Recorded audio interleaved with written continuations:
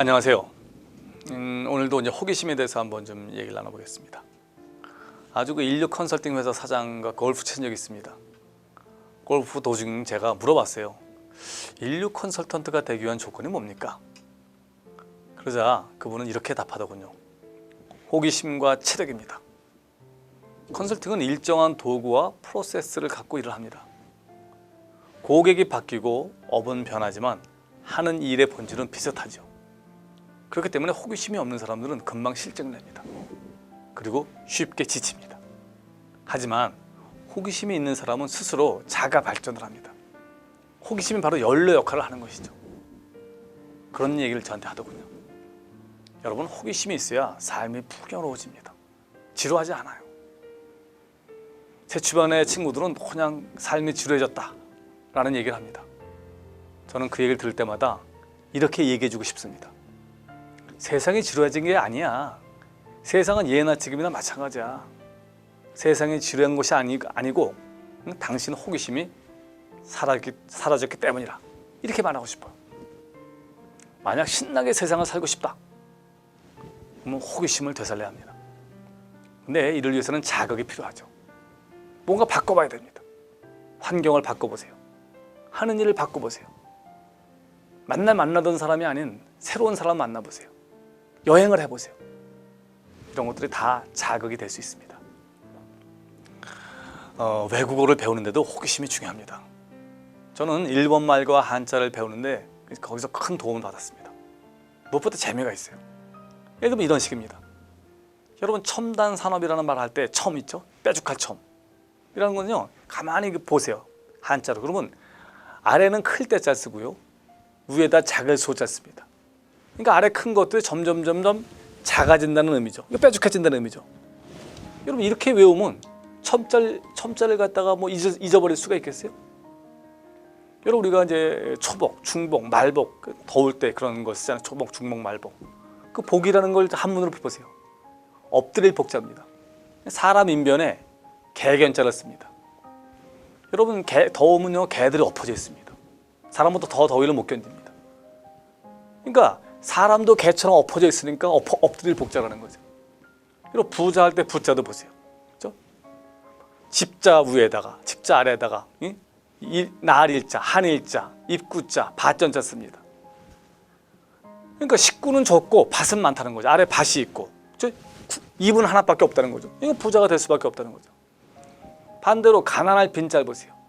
위에다가 나눌 분자에다가 아래다가 조개패자, 재산을 뜻하는 조개패자 씁니다. 그러니까 재산은 적은데 나눌 사람이 많으니 가난할 수밖에 없다는 겁니다. 여러분, 이런 식으로 해석을 해보세요. 그럼 한자를 배우는 거 너무너무 재밌습니다. 절대 잊어버리지 않아요. 여러분, 일본말도 그렇습니다. 저는 처음 일본말을 배울 때 많은 부분을 한국에서 건너갔다 이런 얘기를 들었습니다. 그래서 자꾸 연결하는 그런 버릇이 생겼습니다.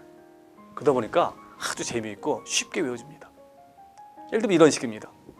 일본말로 학을 날아다니는 학을 수루라고 합니다. 수루. 그렇죠? 우리말로는 두루미입니다. 두루미. 수루와 두루는 같은 말이 아닐까요? 두루미라는 것은요, 물에 사는 학이란 말일까요? 미가 우리말로 물이거든요. 미식가루 할 때 미죠. 그러니까 그것도 보면 그게 맞는지 틀리는지 모르겠어요. 근데 두루미하고 일본의 수루라는 거는 제가 볼 때는 비슷한 어원일 거예요. 일본 북부에 사는요, 일본 북부에는 아이누족이라는 그런 족이 살고 있습니다. 근데 우리가 어렸을 때, 저 같은 경우가 어렸을 때 혼혈을 보고 아이노코라고 불렀거든요. 아이노코가 뭡니까? 이 아이누족의 아이라는 말이거든요. 그렇죠? 잡종이라는 말이죠. 여러분, 이런 것이 연결되고 새로운 깨달음이 올 때 좀 엄청난 즐거움을 느낍니다. 본능적으로 이름의 의미를 묻는 것도요, 호기심을 충족시키는 좋은 방법입니다. 여러분, 지금은 사라진 종로의 피막골이라는 그 동네가 그렇습니다. 참 특이한 이름이잖아요. 어원이 뭔지 아세요? 큰 길은 말이 다니기 때문에, 그렇죠? 지저분하고 옛날에 큰 길은 말이 다니고 지저분합니다. 그래서 말을 피해서 뒷골목으로 다닙니다. 피 말하는 거 뭡니까? 말을 피한다는 말입니까? 말을 피해서 뒷골목으로 다닌다. 피목골이라는 데가 좁은 골목이거든요. 여러분, 그런 동네 이름 하나도 거기에 얽혀진 어원이나 이런 걸 따져보면요, 굉장히 큰 기쁨이 오죠. 기업 이름도 그렇죠. 웅진그룹은 윤석궁 회장이 충남 공주 사람입니다. 공주의 옛지명이 웅진입니다. 그래서 회사 이름을 웅진으로 했죠. 남양유업은 남양홍씨, 오너가 남양홍씨예요. 그래서 본관을 가져온 것이죠.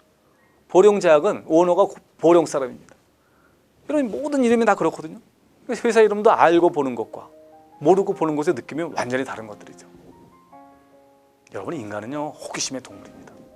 주어진 것에 대해서 의문을 품고 질문을 던지는 과정을 통해서 문화를 발전시킬 수 있습니다. 질문할 수 있는 능력이 바로 진화의 비결이죠. 가장 위대한 업적은 왜? 라는 아이와 같은 호기심에서 탄생한다. 마음속 어린아이를 포기해서는 안 된다. 스티븐 스필버그 감독의 말입니다. 여러분들 마음속 호기심을 계속 유지, 발전시키길 바랍니다. 감사합니다.